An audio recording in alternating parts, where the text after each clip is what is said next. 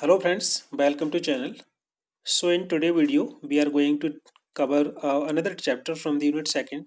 Unit second, that is society, human behavior and community.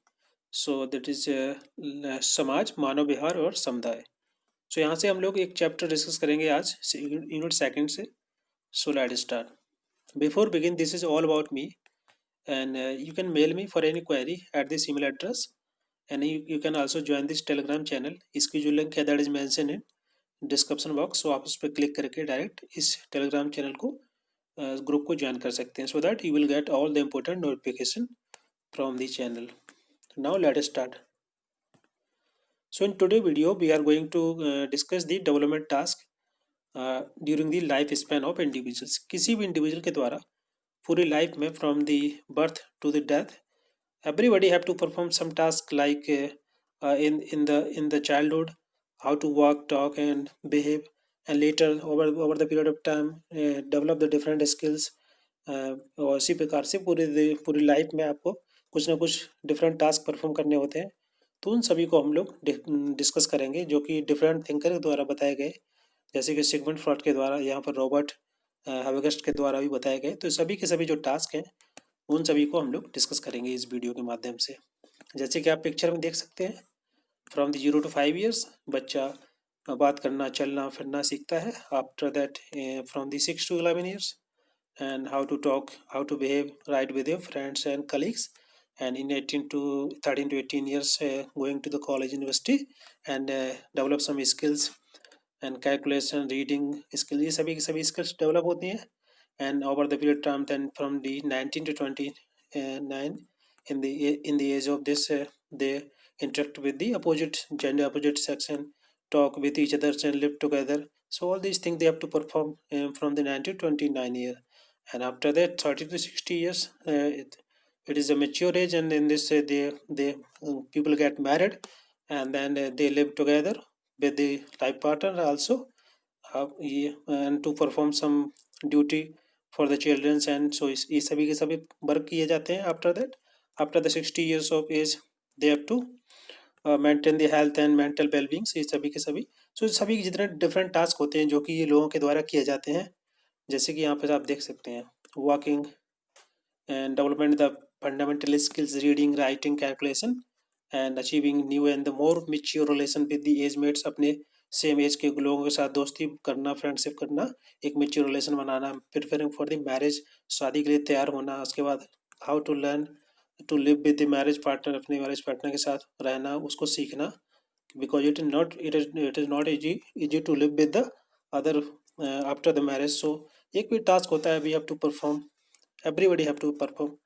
And like establish the economic standard of living, अपने लिए economic standard living. और साथ ही साथ अपने जो बच्चे होते हैं उनको पढ़ाना लिखाना, ये सभी के वर्क किए जाते हैं, ये सभी टास्क हैं. And later that the adjusting the decreasing physical strength and health, जब एज बढ़ती जाती है तो फिजिकल मेंटल स्ट्रेंथ जो कम होती जाती है, तो उसमें उसको एडजस्ट करना. तो ये सभी के सभी फंक्शन है. All the work, all the task have to perform everybody.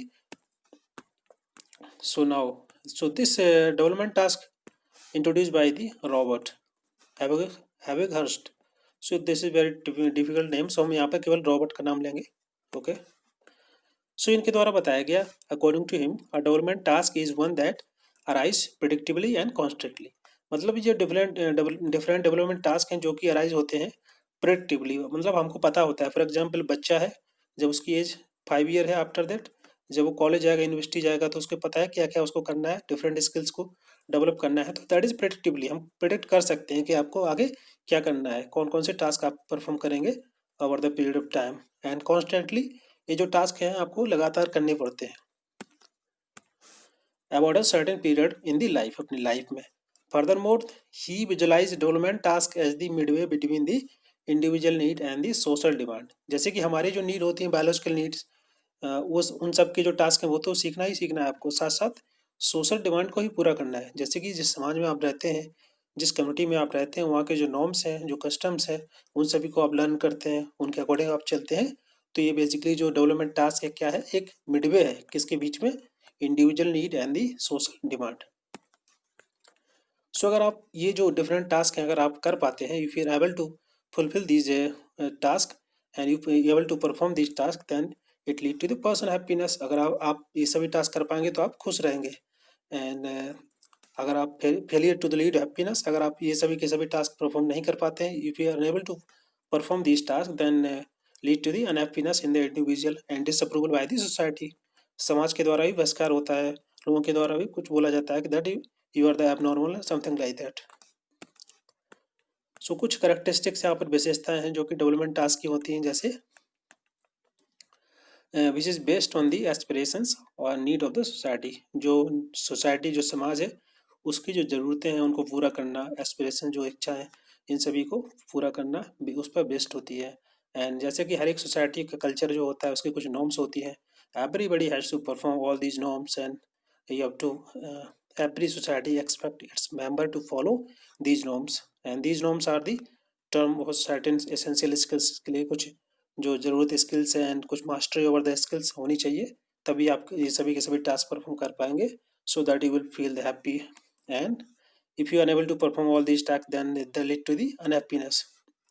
And some task are same for everyone. कुछ ऐसे टास्क होते हैं जो कि हमारे समाज में सबको परफॉर्म करने होते हैं। सो जैसे कि biological task, human biological task, जैसे जो बच्चे होते हैं वो चलना सीखते हैं, वॉक करना सीखते हैं, बात करना सीखते हैं, तो इस ये हर हर एक इंडिविजुअल को करना होता है अपने लाइफ में। सो कुछ जैसे कि crawling, walking, and after that कुछ ऐसे टास्क होते हैं that is different for everybody and different in the different society, like task of getting occupation in some culture at very young as.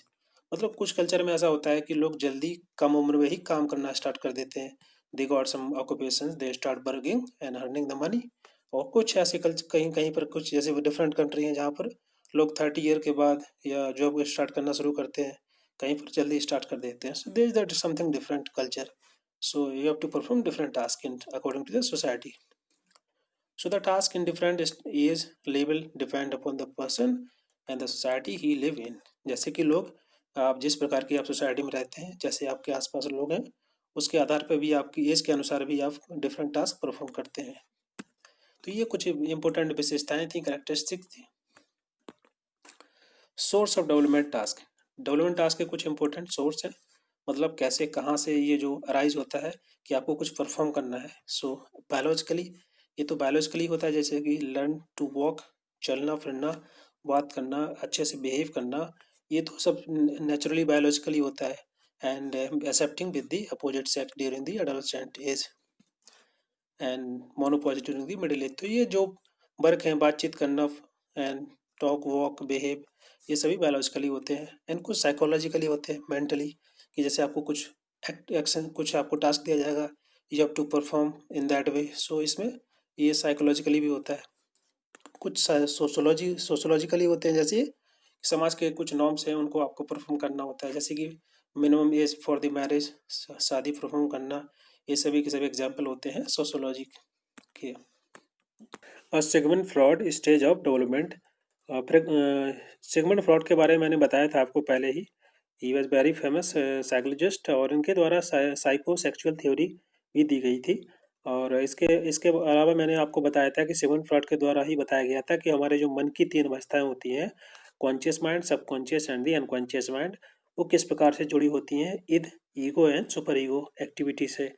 और इसके बारे में मैंने एक्सप्लेन किया था। और वहीं पर एक एक हर एक इंसान में एक लिबिडो होता है, इसको लिबिडो बोलते हैं, या फिर बोल सकते हैं टोटल स्ट्राइविंग फोर्स। जो एक एनर्जी होती है हर एक इंडिविजुअल में, उसकी पूरी लाइफ में उसके साथ रहती है, उसके द्वारा ही डिफरेंट टास्क किए जाते हैं। या उसको बोल सकते हैं लिबिडो को सेक्सुअल अर्ज। सेक्सुअल अर्ज मतलब होता है कि जैसे एक बच्चा है तो उसमें एक सेक्सुअल अर्ज होती है जो कि उसके माउथ के द्वारा परफॉर्म की जाती है। उसके बाद उम्र बढ़ती जाती है तो सेक्सुअल अर्ज के जो जो सोर्स होता है वो डिफरेंट हो जाता है। तो उन सभी को हम डिस्कस करेंगे, वो कौन कौन सी स्टेजेज हैं और कैसे सेक्सुअल अर्ज, वो जो लिबिडो है, काम करता है हर एक इंडिविजुअल की पूरी लाइफ में। सो यहाँ से आप लिस्ट देख सकते हैं, पूरी 6 स्टेजेज हैं: oral, anal, phallic, latency and genital. तो ये जो स्टेजेस हैं बेसिकली यहाँ पर जो सेक्सुअल अर्ज है, जो लिबिडो है, वो वर्क करता है।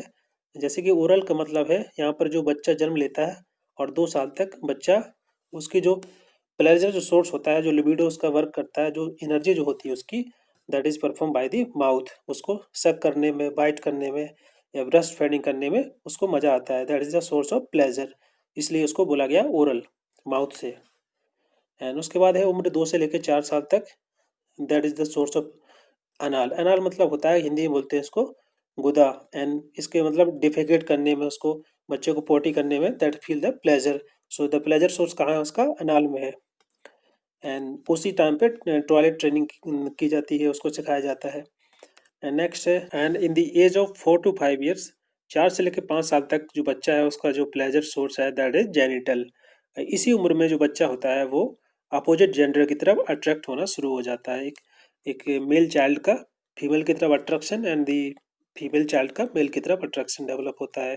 सो इसी वजह से जो जो गर्ल्स होती हैं, दैट इज, अगर बात करें इलेक्ट्रा कॉम्प्लेक्स की, ये एग्जाम में पूछा जाता है, एग्जाम में कई बार पूछेगा ये क्वेश्चन कि इलेक्ट्रा कॉम्प्लेक्स क्या है। सो ये मेल गर्ल्स गर्ल्स का मेल के प्रति अट्रैक्शन, जैसे कि जो पेरेंट्स में अगर बात करें फादर की, तो गर्ल्स का ज़्यादा झुकाव फादर की तरफ होता है।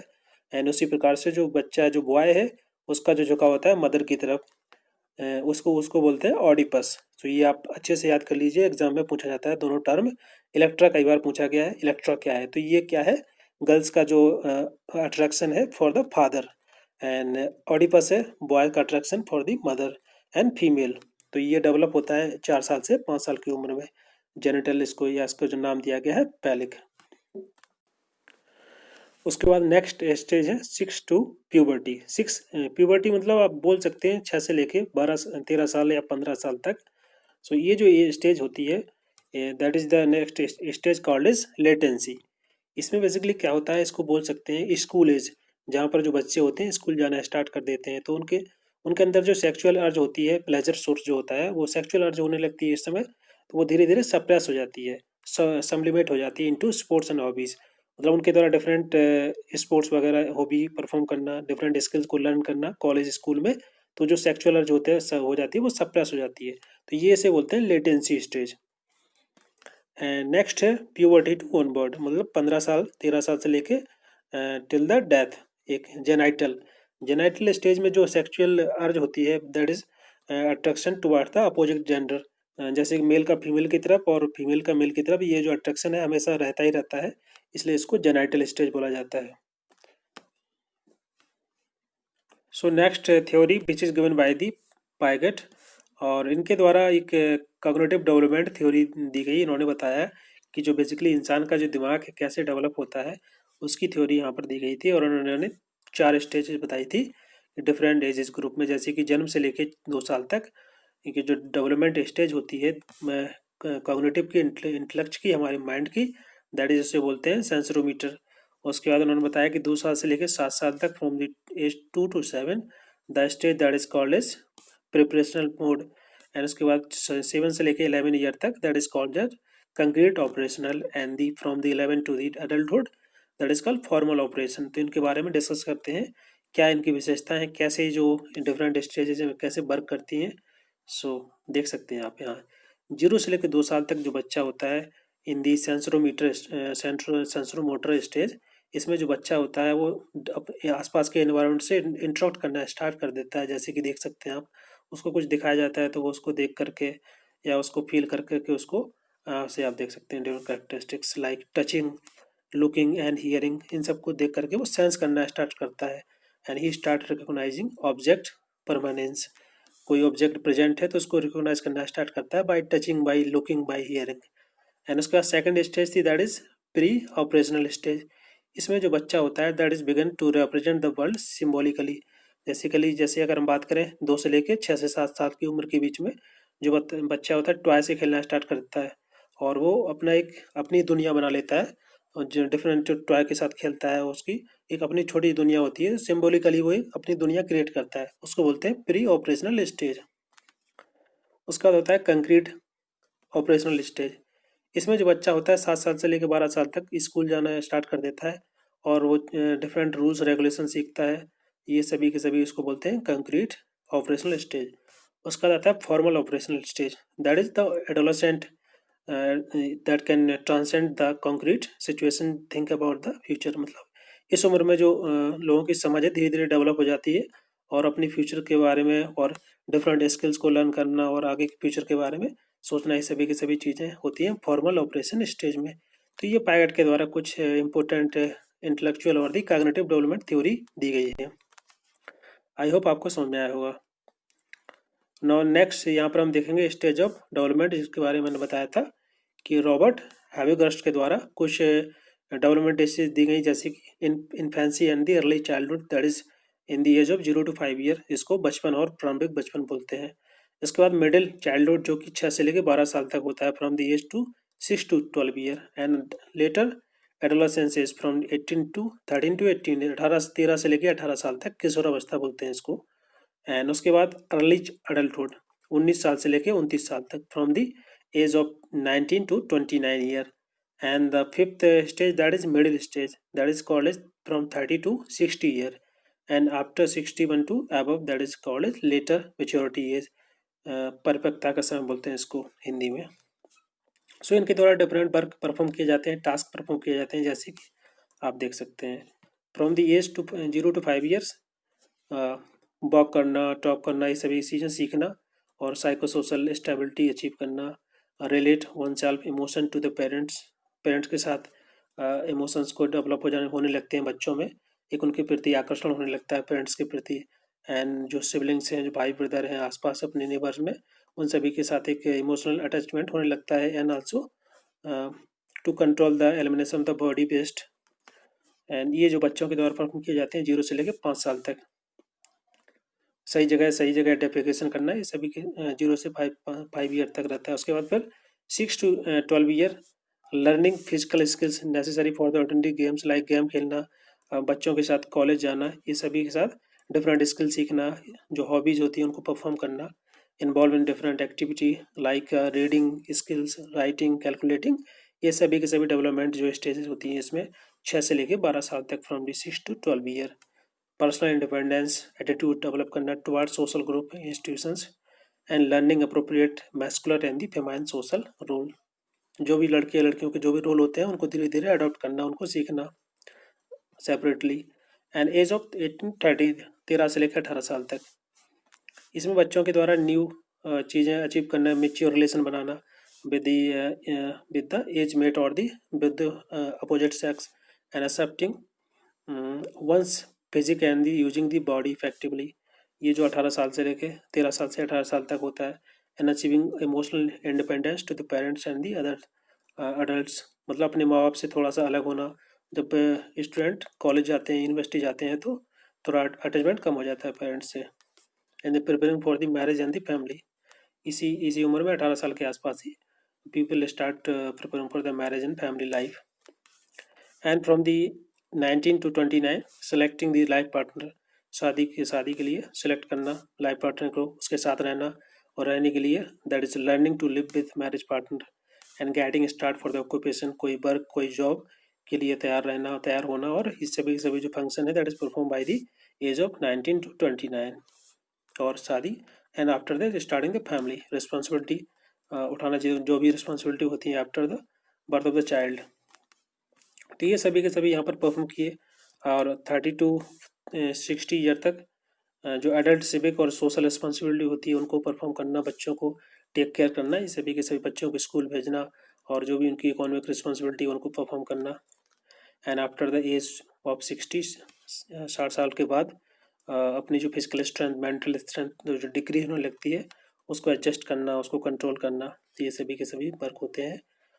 फिजिकल लिविंग अरेंजमेंट को सेटिस्फैक्ट्री तरीके से इस्टेब्लिश करना, ताकि जो लाइफ है आसानी से चल सके after the age of 60 year. So ये सभी के सभी जो डिफरेंट टास्क हैं उनको यहाँ पर स्टेज ऑफ डेवलपमेंट दिया गया था किसके द्वारा, हैवग्रस्ट के द्वारा। So now let understand the hazards. Hazards is also part of the syllabus. जैसे कि मैंने अभी बताया कि डिफरेंट टास्क, डेवलपमेंट टास्क होते हैं इंडिविजुअल्स के, उनके लाइफ में।